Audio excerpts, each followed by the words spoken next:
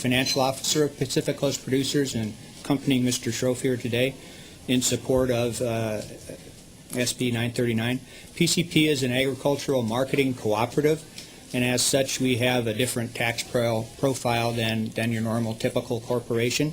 While our non-member generated earnings are taxable in California, the majority of our earnings are generated by member earnings, member patronage earnings, which are not taxed at the cooperative level.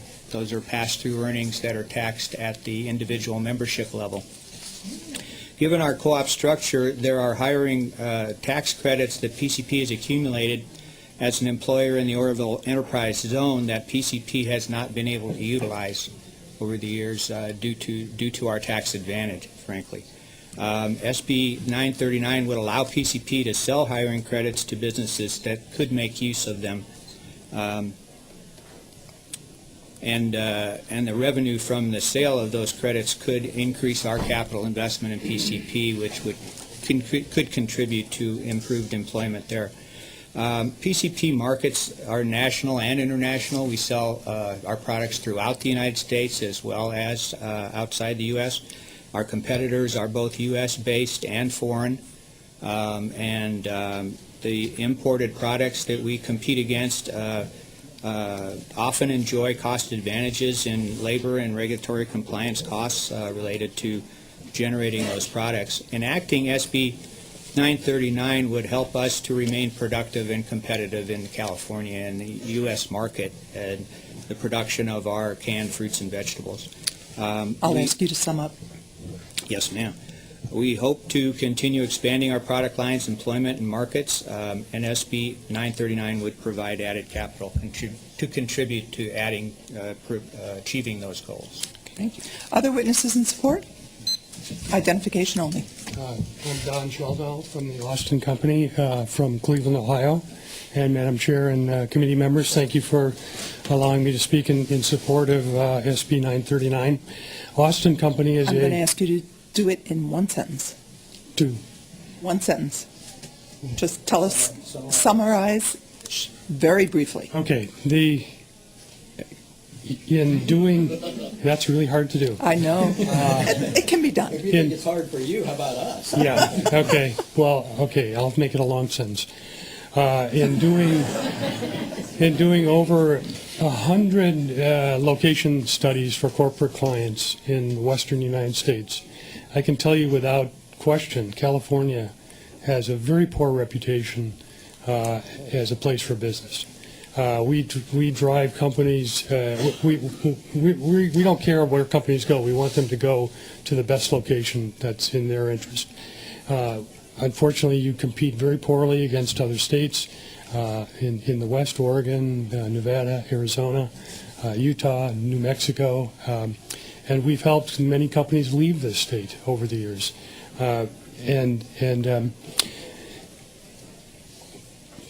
Getting tax credits is one part of a much broader question in site selection. It's about labor and infrastructure and so forth.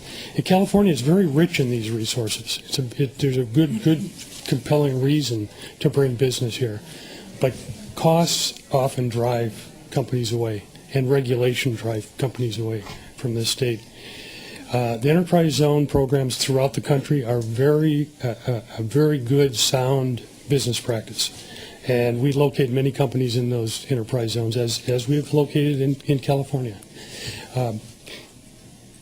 In smaller communities in particular, the enterprise zones serve a very important purpose, and that is to help small companies start business and create very important jobs for these depressed areas. I think that this is a very small price to pay. I understand that you have revenue concerns here, and as does every state. It's a pretty small price to pay to help create jobs. And Oroville is the perfect setting for this. I have to say, I've worked in that community, and it's an outstanding community, very well represented, very dedicated people. And I would say if there's one place in the state that this is really going to produce some results, it's going to be in Oroville. Thank you very much. In support. That was a great sentence. Yeah, that was a pretty good sentence. Very good. In support, further, just come forward, tell us who you are and your position on the bill. In And support. thank you. He came all the way from Ohio. Thank you, Madam Chair. Jamie Johansson, Vice Mayor, City of Oroville, in support of. Thank you for coming. Vicki Hightower, Sierra Pacific Packaging. We employ 280 people in support. Claudia Canals, President, CEO, Oroville Area Chamber of Commerce, representing 433 businesses, 6,700 employees, here in support. Thank you. Thank you. Happy birthday, Chair. My name's David Pittman. I'm a city councilman, RDA chairman, in strong support from Oroville, and happy to tell our case. Thank I you. meant to ask about the dam. How full is it? We're getting up there. We're about 90 feet. Don't worry, we'll have the water. Pretty good. Good job. We hope so. Further support? Opposition? Please come forward. I can't believe it. Very quickly, I appreciate the testimony from Oroville, but we don't see this. There have been a lot of discussions in the Enterprise Zone program about the sharing of credits inside and outside the zone with unitary businesses. This allows the sale of credits. We can't imagine that this would end up being restricted only to Oroville, in which case you really have created a lot of tax sheltering. Two other points. One reason why these credits can't always be used is that the $37,000 cumulative per employee is by far the largest hiring credit that exists in the country, at least as the study group has laid it out. So you have a huge credit. You know, we talk about $3,000 here. These are $37,000 credit, which is why they can't be used. And I do understand the position of the cooperative that is unable to use their credits, which speaks to one of the problems of using tax credits. It relies on certain kind of corporate form or organization and does not help the others. So I think their point is very well taken. It doesn't, but that doesn't speak to the ability to sell tax credits. We think if it happened for Oroville, it'd be likely to happen everywhere. Okay, thank you. In opposition? All right, can we hear from the FTB about the revenue, please? Where are you?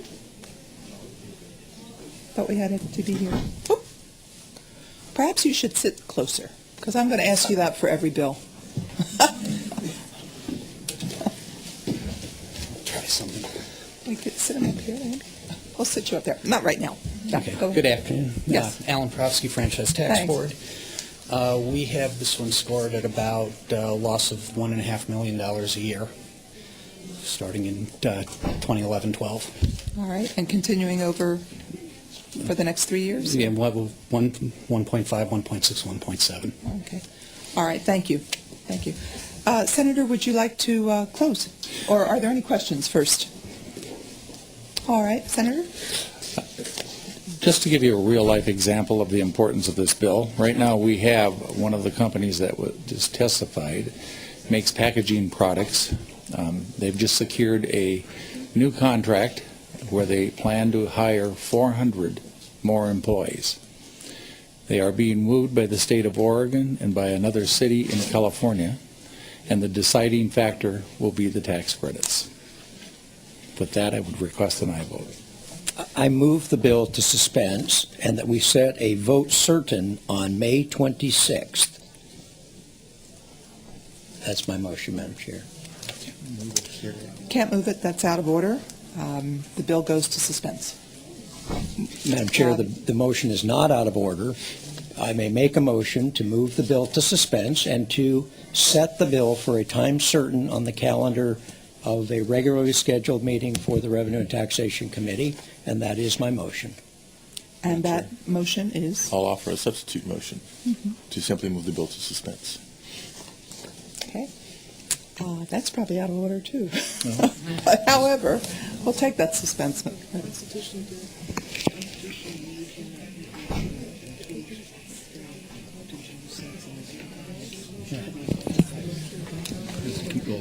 dispense with Senator Padilla's motion. It's the substitute motion. All right, we will take the substitute motion and no debate. To move the bill to suspense. Please call the roll. Wolf? Aye. Volk, aye. Walters? Alquist? Ashburn? No. Ashburn, no. Padilla? Aye. Padilla, aye. 2-1, that is on call, that motion. But actually, It was to suspense. to suspense, present and voting. To suspense. All right, Senator Wyland. So is it Senator on call, or did you move it to suspend? it's moved to suspense. Thank you. All right, Senator Wyland, you're next.